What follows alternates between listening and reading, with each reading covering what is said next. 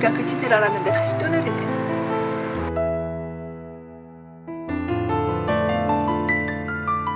캐나다 브리티시 콜롬비아. 오늘도 이 집의 발코니에는 한 여자가 서 있다. 50을 넘긴 나이에 직장을 그만두고 지금은 이 아파트가 그녀 세상의 전부다. 저 아래는 블랙베리 부시가 있어가지고 여름이 되면 열매가 많이 맺거든요. 그러면 곰들이 가끔 놀러 와요. 그녀가 캐나다 땅을 처음 밟았을 때 손에 쥔 건 3천만 원이 채 되지 않는 돈이 전부였다. 아이들과 자신의 미래를 위해 선택한 이민. 하지만 시작부터 쉽지는 않았다. 영주권을 받으려면 저를 서포트해줄 고용주를 먼저 찾아야 했어요. 제가 워크 퍼밋을 가지고 있는 상황이 아니었기 때문에 그 과정이 많이 힘들었어요. 언제부터 나와서 일을 하라는 그런 말 없이 기다려야 했던 시간들이 좀 길었어요. 가지고 온 돈은 다 떨어져 가는데 연락은 없고, 그래서 정말 경치가 좋은 그 바다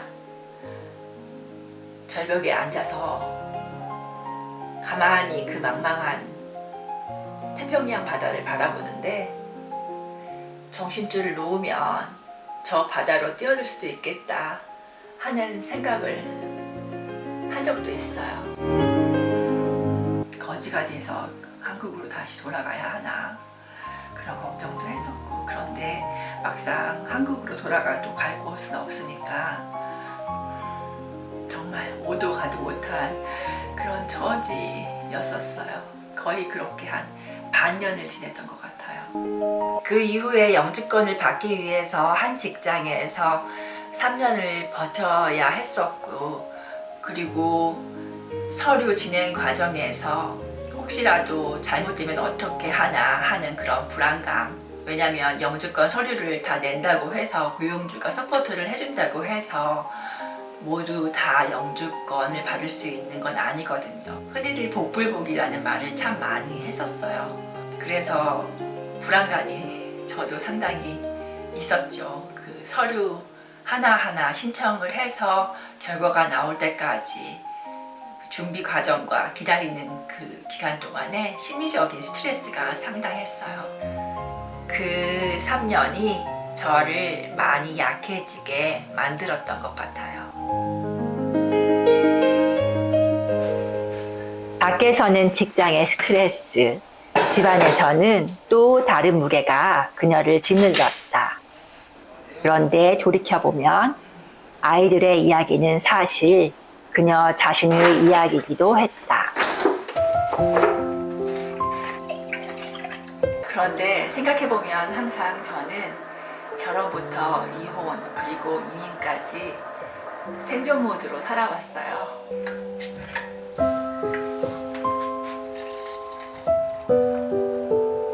아이들은 그 시간을 저와 함께 보냈고 그 감정들을 고스란히 전달받으며 자랐을 거예요.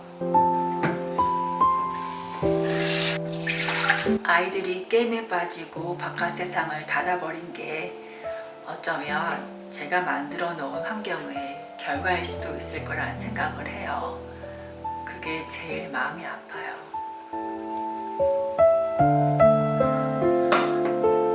어떻게라도 아이들을 바깥 세상으로 돌려보내려고 했던 지난 4년 동안 집 밖에서는 직장 스트레스, 그리고 집안에서는 아이들에 대한 그런 불안감과 죄책감, 이런 것 때문에 힘들었어요. 그러면서 저 스스로를 방어하는 그 면역 능력이 많이 떨어졌던 것 같아요.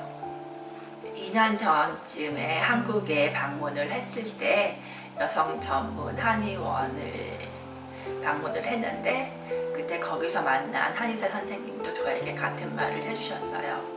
스트레스를 이겨낼 그런 에너지가 상당히 낮다고 그런 그렇게 얘기를 해주시더라고요. 늘 깨달았죠. 제가 얼마나 지쳐 있었는지를요. 그래서 나를 살리기 위해 쉬어야겠다는 결심을 하게 되었어요. 오늘의 점심도 혼자다. 살려주는 사람도 함께 먹어주는 사람도 없다. 하지만 그녀는 서두르지 않는다. 영어 공부도 하고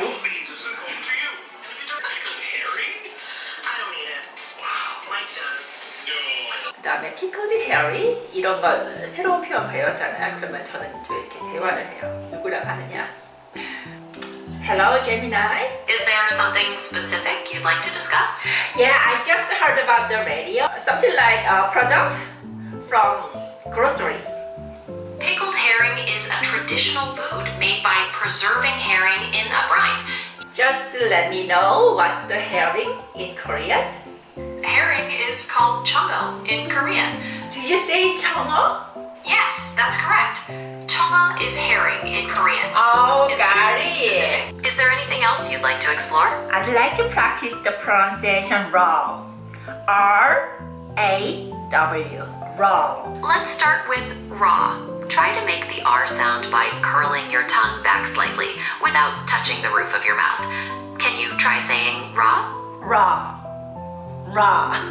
Your pronunciation was very good. 아토피가 심한 형제들이 있기는 했지만 저는 30살이 넘을 때까지 그런 증세가 전혀 없이 건강하게 잘 자라왔어요. 그런데 저에게도 인생의 고비고비를 맞이할 때마다 하나씩 생기기 시작했어요.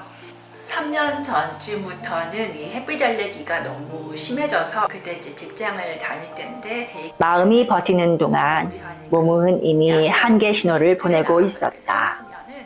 금방 막 얼굴이 막 빨개지고 가렵고 그리고 이마가 그런 경우는 처음이었는데 여기 이마가 막 퉁퉁퉁퉁 막 붓는 거예요.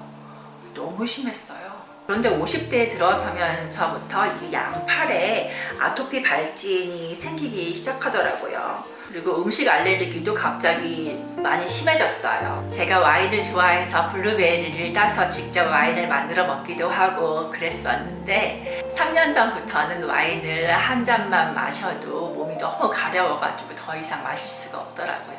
저 초콜릿도 되게 좋아했는데 초콜릿도 그렇고 그리고 어느 순간부터는 그 삶은 새우도 먹으면은 똑같이 생거를 먹었을 때 게장을 먹었을 때랑 똑같이 입안 전체만 가렵기 시작하고 목 가렵기 시작하고 그런 증상이 나타나기 시작하더라고요.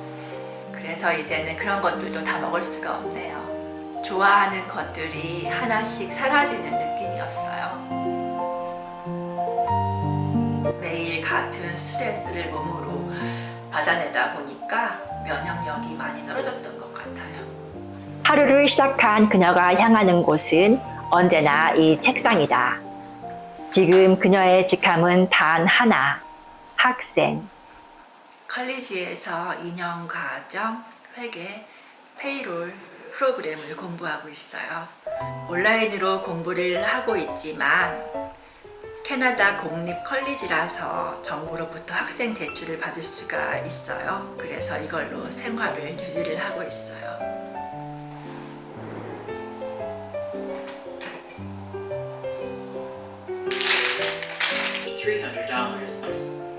There's a $150. 데이케어는 감정이 중심인 일이었다면 회계 페이롤은 정확성, 숫자 처리 능력이 중요한 일이에요.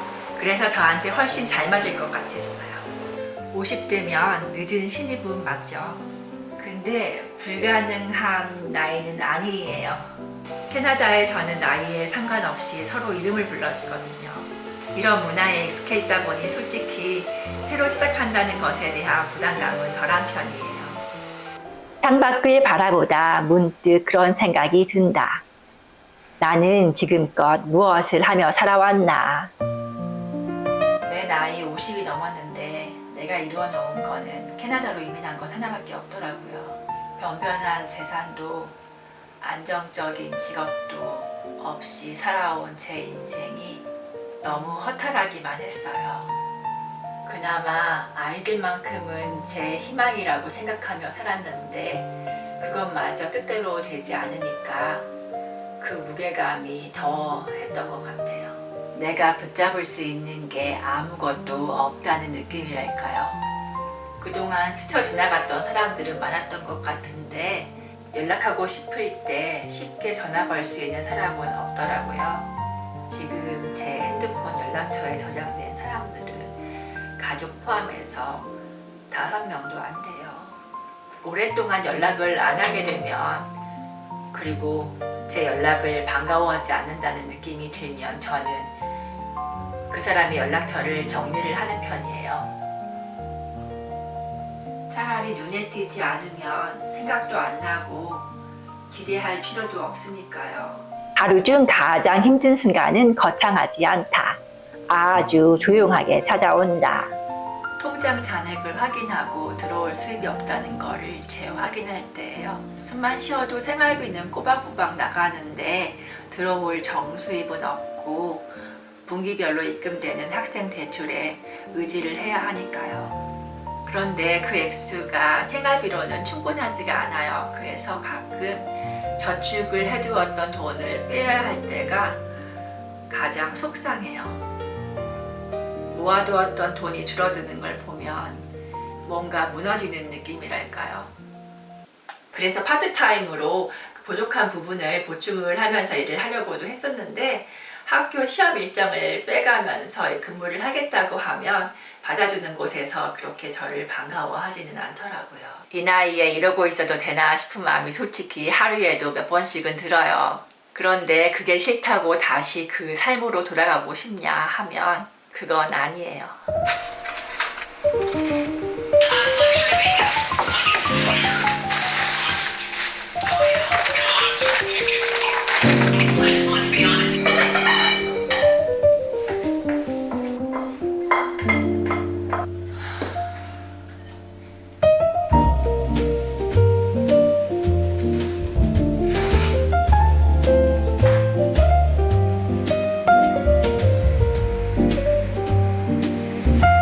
그녀에게는 또 하나의 일과가 있다. 아직 작지만 그녀가 온전히 자신의 것이라 부를 수 있는 공간. 집안에 머무는 그녀가 세상과 연결되는 유일한 통로이기도 하다. 저는 저만의 것을 만들고 싶어요. 그게 바로 제 유튜브 채널이에요. 친구도 없고 집 밖으로 나가지도 않으니까 이게 제가 세상과 연결될 수 있는 유일한 수단이에요. 제가 이곳에 존재한다는 것을 세상에 알리고 싶고 이것을 통해 저를 찾는 새로운 기회가 생기지 않을까 하는 생각이 있어요. 어떤 기회일지는 아직 잘 모르겠지만요. 가끔 구독자분들이 생기고 다정한 댓글들이 달릴 때 저한테는 심리적 격려가 돼요. 그리고 영상 안에서의 제 모습, 일상의 잡음을 제거하고 편안하게 생활하는 제 모습을 볼 때 그것도 저한테는 2차 힐링이 되더라고요. 이렇게 스스로에게 위로를 줄 수 있다는 게 생각보다 큰 힘이 돼요.